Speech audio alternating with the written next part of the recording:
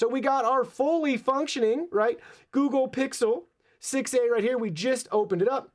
Let's just swipe around. You can see that everything's working as you would expect, right? The device is truly powered on. Let's go ahead now. We're going to drop it in the water that you see right here.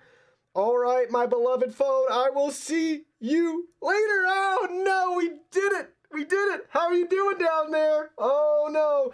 All right, the phone is wet. It's fully submerged in water right now. I've got a couple of air bubbles I see just for fun. The screen isn't recognizing my finger or anything like that, but we still have the screen pulled up right there.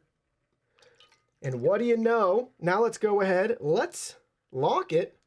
See if we can unlock it with the fingerprint sensor. All right, since there is water on the screen, hey, it still worked. That's awesome. What about underwater?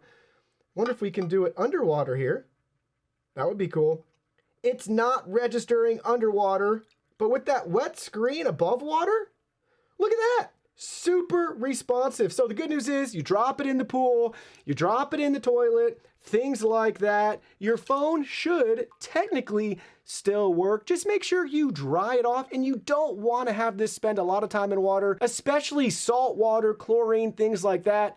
This is going to be ideal if it gets wet in fresh water, not what I just mentioned. So in the perfect world, never get your phone wet. If it happens to get wet, hopefully you're able to recover your device like shown right here with this sample and our phone actually working still after being fully submerged in water.